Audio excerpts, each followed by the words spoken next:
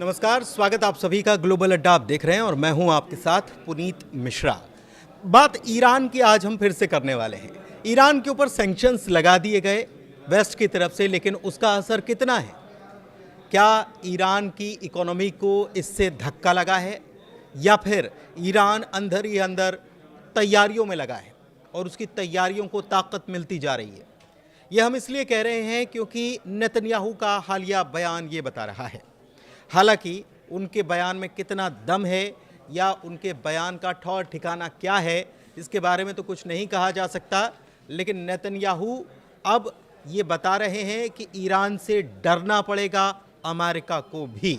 उनके बयान के मायने क्या हैं, क्या बता रहे हैं और इकोनॉमी का हाल क्या है, इन सारी चीज़ों को समझने के लिए मेरे साथ मेरे सहयोगी अंकुर त्यागी जी मौजूद हैं। सीधे उनके पास चलते हैं और सबसे पहले ईरान की मौजूदा इकोनॉमी की बात करते हैं कि सैंक्शंस जो लगाए गए उसका असर कितना पड़ रहा है और किस प्रकार से हो रहा है। अंकुर जी। देखिए पुनीत, सैंक्शंस की बाद में करेंगे, लेकिन सबसे पहले हम बात बताएंगे कि इस युद्ध के बाद जो इजराइल और ईरान के बीच में हुआ था, उसके बाद ईरान ने अपनी प्रिपरेशन बहुत ही तेज़ी से की है, और ख़ास तौर पर ऐसे वक्त में जब उसको ये लगता हो कि कभी भी फिर से इजराइल का अटैक हो सकता है, तो उसको कई मोर्चे पर करनी है पड़ रही है। तो पहला मोर्चा तो ये है कि ईरान अपना जो तेल है उसको बेचे, लीगल और इल्लीगल तरीके से, यानी कि दुनिया की नज़रों में तो वो इल्लीगल होगा। दूसरा तरीका ये है कि रूस और चीन से मदद ले, ताकि आने वाले वक्त में जो लड़ाई हो सकती है उससे पहले उसके पास हथियार हो। और तीसरा पॉइंट ये है कि जो नुकसान हुआ था, मतलब जो उसके प्रोग्राम्स को नुकसान हुआ था डिफेंस के, और आम जनता को भी उस समय काफ़ी तकलीफ़ हुई थी जब युद्ध हुआ था, तो उस नुकसान को भरपाई कर ली जाए, थोड़ी स्टेबिलिटी लाई जाए इकनॉमी में, क्योंकि जो ईरान की जो करेंसी है वो काफ़ी टूट चुकी है, उसकी वैल्यू काफ़ी डी वैल्यू हो चुकी है। तो ये तीन चीज़ें हैं जिस पर ईरान काम कर रहा है, और इनको देखकर लगता है कि शायद ईरान के अंदर कुछ तो चल रहा है, उसकी लॉन्ग टर्म प्लानिंग चल रही है। अच्छा, लॉन्ग टर्म प्लानिंग चल रही है, तो वही इकोनॉमी पर आते हैं। मैंने ये सुना है कि ईरान का जो उसकी मुद्रा है रियाल, वो ऐसा कहा जाता है कि आप थैला भर के पैसा लेकर जाओ और झोला भर कर सामान लेकर आओ, उसी को ठीक करने की कवायद है। बिल्कुल पुनीत, ये अगर हम इस करेंसी की डीवैल्यू की बात करें तो ये ऑलरेडी काफ़ी गिर चुकी है, और यही वजह है कि जो खबरें आ रही हैं वो ये आ रही हैं कि 2025 में, इस साल युद्ध के बाद, जो ईरान ने जो एक्सपोर्ट किया है ऑयल बावजूद सैंक्शंस के, वो 2018 के बाद सबसे ज़्यादा है। उसकी वजह क्या है? उसकी वजह ये है कि ईरान को हर हाल में डॉलर चाहिए, फॉरेन करेंसी चाहिए, क्योंकि उसकी जो करेंसी है उसकी बाहर मार्केट में ज़्यादा वैल्यू नहीं है, और उसको स्वैप या किसी भी और ट्रेडिंग प्लेटफॉर्म से भी हम ट्रांसफ़र करके भी ज़्यादा उसको फ़ायदा नहीं होगा। तो जैसे अगर रूस से उसको सामान ख़रीदना है, चाइना से कोई डील करनी है, तो वो होगी डॉलर्स में। तो डॉलर्स कहाँ से आएंगे? डॉलर्स आएंगे जब हम तेल को बेचेंगे, चाहे वो चुपचाप चोरी छिपे बेचें, कैसे भी बेचें, डॉलर आने चाहिए।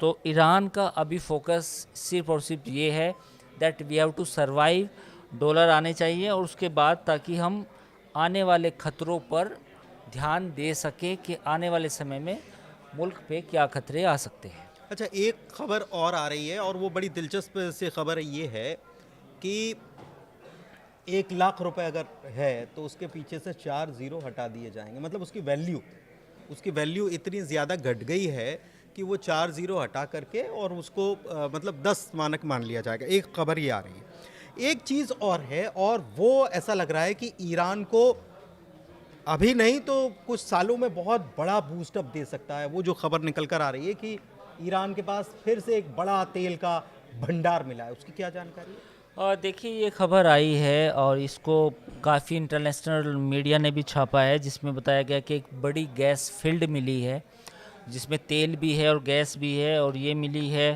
फार्स में। फार्स एक प्रांत है दक्षिणी प्रांत है ईरान का, तो वहाँ पर ये मिली है, और जिसको कहा जा रहा है कि 10 ट्रिलियन क्यूबिक फीट गैस है और करीब 200 मिलियन बैरल तेल है। तो ये रॉयटर्स ने और बाकी एजेंसीज ने भी ईरान के जो मिनिस्टर हैं या जो उनके न्यूज़ एजेंसी हैं सना, उसके कोट करते हुए छापा है। अब देखिए, तेल मिला ना मिला वो एक अलग बात हो सकती है, उस पर अलग अलग कंटेस्ट हो सकते हैं। पाकिस्तान भी ऐसा ही दावा करता है, कभी कभी हमारे यहाँ से भी इस तरह की खबरें आ जाती हैं। पर ये बात तो तय है कि ईरान की जो डेमोग्राफी है और जियोग्राफी है वो इस चीज़ पर निर्भर करती है कि आने वाले वक्त में भी ईरान में और तेल भंडार हो सकते हैं। ये भी सही हो सकता है और भी हो सकते हैं। तो एज ए कंट्री ईरान के लिए सरवाइव करना मुश्किल नहीं है। वो अगले 20-50 सालों तक लगातार अगर तेल एक्सपोर्ट करे, तो जो आज के वक्त में जो सऊदी अरब की जो परचेजिंग पावर पैरिटी है, जो कतर है, जो मुकाम दुबई का है, तो सेम मुकाम जो है ईरान का भी है। हो सकता है, मतलब अगर ईरान पर कोई इस तरह के प्रतिबंध ना हो। लेकिन मुश्किल क्या है? मुश्किल ये है कि ईरान में फ़िलहाल जो ऑयल को जो एक्सपोर्ट करने की उसकी कैपेसिटी है वो बहुत मुश्किल है, क्योंकि जब आप चोरी छिपे भी कोई तेल भेजते हैं तो बहुत सारी सरकारी एजेंसीज़ हैं, सैटेलाइट्स हैं, कम्युनिकेशन के और बहुत सारे तरीके हैं जहाँ से ये पता चल जाता है कि भाई किस पोर्ट से कितने ऑयल टैंकर निकले, या इस पर्टिकुलर इस स्पेस में जहाँ पर वो वाटरवेज होते हैं कितने ऑयल टैंकर्स कहाँ से आए और कहाँ गए। तो ये सब ट्रैक होता है पूरी दुनिया में। तो इसलिए ईरान के लिए मुश्किल होता है कि वो एक कैपेसिटी से ज़्यादा तेल बाहर बेच सके। लेकिन ये बात सच है कि ईरान में तेल आज भी, ये खबर भी सच हो सकती है, और आने वाले वक्त में भी ईरान में तेल मिल सकता है, इसमें कोई और ईरान बिजनेस भी कर रहा है। ये इंटरनेशनल टैंकर ट्रैकर सर्विस जो ऑफिशियल है वो पुष्टि कर रहे हैं कि ईरान अच्छी, मतलब सैंक्शंस के बावजूद अच्छा खासा बिजनेस कर रहा है, क्योंकि बहुत बड़ा उछाल सितंबर के महीने में बहुत बड़ा उछाल देखने को मिला। एक चीज़ और मैं समझना चाह रहा हूँ कि तमाम तरीके के प्रतिबंध सैंक्शंस हैं, लेकिन इसके बावजूद भी रूस की तरफ से भी जो है वो विमान आ रहे हैं जिसमें ये कहा जा रहा है कि असलहा साजो सामान जो है वो लदा हुआ है, वो भी मदद पहुंच रही है लगातार। फिर से एक विमान के पहुंचने की बात बिल्कुल आपने बताया कि AN-124 एक कार्गो प्लेन आया, और ये प्लेन एक हफ्ते पहले भी आया था और उससे पहले भी खबरें थी। ये हमने डिस्कस की थी पहले, ये डिस्कस भी की थी हमने अपने शो में।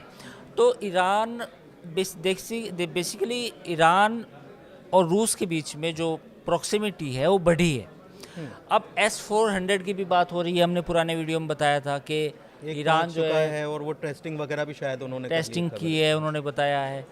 तो अगर S-400 आता है ईरान के पास तो वो बड़ा गेम चेंजर होगा, क्योंकि S-400 की कैपेसिटी है। It has been tested in the India Pakistan battle. जो भारत और पाकिस्तान की जो जंग हुई थी उसमें इसका टेस्ट हुआ था, जो कामयाब रही। तो अगर ईरान के पास S-400 आता है तो फिर इजराइल और अमेरिकन वॉर प्लेन्स के लिए थोड़ी सी मुश्किल आ सकती है। तो ये तमाम चीज़ें हैं। देखिए, पॉइंट क्या है? पॉइंट ये है, हमने पुराने वीडियोस में भी डिस्कस किया था कि इजराइल ईरान के बीच में या ईरान और अमेरिका के बीच में देयर इज़ ए पॉसिबिलिटी कि अगले 6 से 8 महीने में फिर से कोई जंग हो सकती है। बिल्कुल। और उसकी वजह क्या है? उसकी वजह ये है कि ईरान ने अमेरिका के सामने झुकने से मना कर दिया है, ख़ास तौर पर अपने एटॉमिक प्रोग्राम के बारे में। उनका साफ तौर पर कहना है कि अगर हमारे अंदर वो कैपेसिटी होगी यूरेनियम इनरिचमेंट की, वो हम करेंगे। हालांकि दुनिया के सामने वो ये कहते हैं कि हमारा पीसफुल के लिए, पर जो इरादे हैं वो इरादे ये हैं ईरान के कि हमें परमाणु बम यानी कि एटॉमिक बम बनाना है। तो ऐसे में टकराव के अलावा कोई दूसरा रास्ता नज़र नहीं आता। टकराव के अलावा दूसरा रास्ता नज़र नहीं आता, और टकराव को बल तब और मिलता है जब जून के महीने में 12 दिनों की जो जंग हुई थी उसके पहले के बयानों को याद करें, और उसके पहले का अगर हम डिस्कशन याद करें तो हम और आप ये चर्चा करते थे कि नेतन्याहू की तरफ से एक बयान आया है और नेतन्याहू कह रहे हैं कि ईरान बहुत करीब पहुंच चुका है, इतने बम बना सकता है। आईएई की रिपोर्ट से पहले नेतन्याहू के बयान आते थे और इस बार भी नेतन्याहू ने एक बड़ा बयान दे दिया और उन्होंने कहा, अब तो उन्होंने ट्रंप को भी एक प्रकार से भय दिखाना, डर दिखाना शुरू कर दिया है कि आप बस उनकी 3000 किलोमीटर की रेंज वाली और मिसाइल वो अगर डेवलप कर लेते हैं तो आप भी उनकी जद में आ जाएंगे। जबकि ऐसा कुछ अभी शायद ऑफिशियली कहीं कुछ नहीं है, लेकिन वो बोल रहे हैं 8000 किलोमीटर की रेंज वाली मिसाइल उन्होंने बना ली है। हाँ बिल्कुल, ये बेंजामिन नेतन्याहू ने कहा है कि ईरान जो है वो करीब 8000 किलोमीटर की एक मिसाइल बना चुका है और इसमें अगर 3000 किलोमीटर और जोड़ लिया जाए यानी कि 12000 किलोमीटर हो तो ईरान से कोई मिसाइल अगर छोड़ी जाएगी तो वो अमेरिका के किसी भी सिटी को निशाना बना सकती है। ये इजराइल के प्रधानमंत्री बेंजामिन नेतन्याहू का कहना है। देखिए, मिसाइल के मामले में ये आप भी जानते हैं, हम सब ने भी देखा है कि ईरान के पास वो टेक्नोलॉजी है जिससे वो ICBM इंटरकॉन्टिनेंटल बैलिस्टिक मिसाइल बना सकता है।